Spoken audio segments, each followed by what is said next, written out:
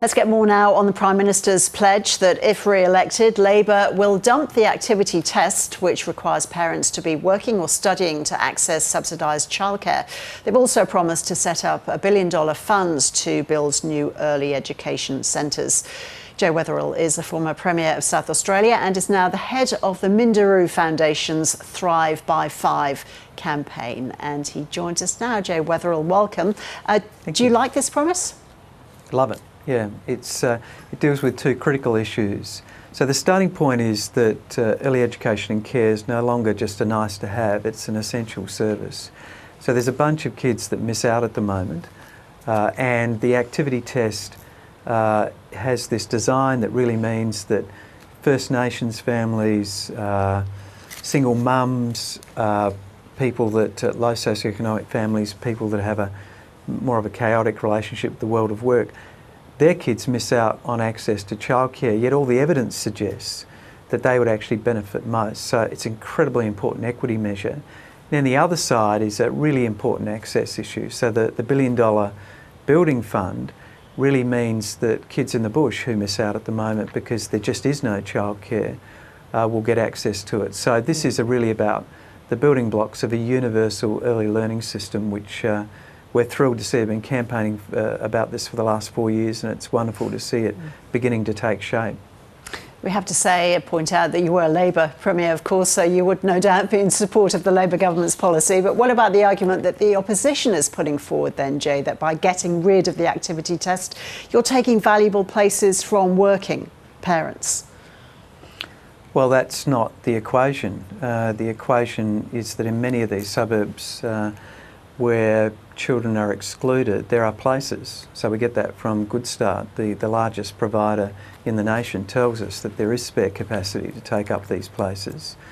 The second thing about it is what a mean response to children that should get the benefit of these access to early learning opportunities. I mean, we don't ask questions about parents when kids go to primary school. We don't say that somehow their work status or otherwise should determine whether a child gets a place in a primary school. Why should we be saying that in a childcare setting? I think that the problem with the thinking in that regard is that it's old-fashioned thinking about really this being child minding while parents work.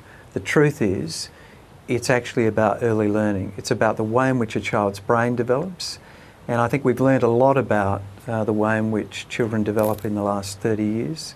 And so I think it's shifted from that child minding idea to an early education idea. And I think we all need to update our thinking about it.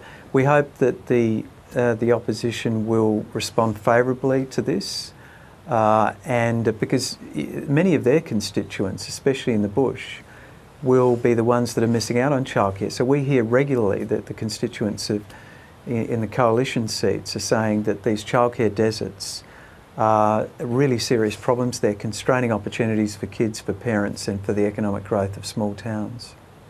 As you say, education advocates have been calling for this move for a long time. Your foundation has been doing so for 4 years, you said. So why hasn't the government made these changes already if they are such big champions of early education? Why is it an election issue? This won't happen unless they're re-elected. Well, it's been a transition. I mean, I think we've seen already from the 1st of July 2023, so almost 18 months ago now, we saw the first substantial investment in the early years, so very, very big increase in childcare subsidies, led to about a 17% reduction in out-of-pocket costs. We've also seen the 15% wage improvement for early educators.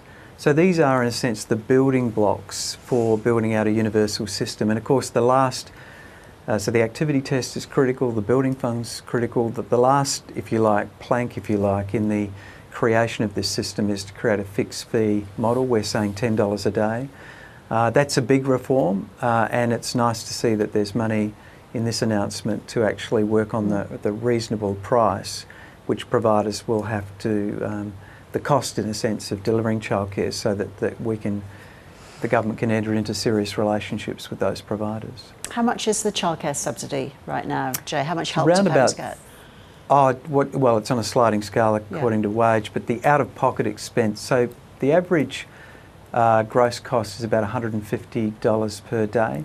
Most parents are paying out-of-pocket expenses, or the average out-of-pocket expenses are $50 a day, but some people are paying all the way up to the $150, and in some sort of higher socioeconomic areas it's more like $80 out of pocket a day. So it's a lot of money over the course of a week going out before you even start to earn anything from your employment. Jay Weatherall, good to talk to you. Thank you. Pleasure, thank you.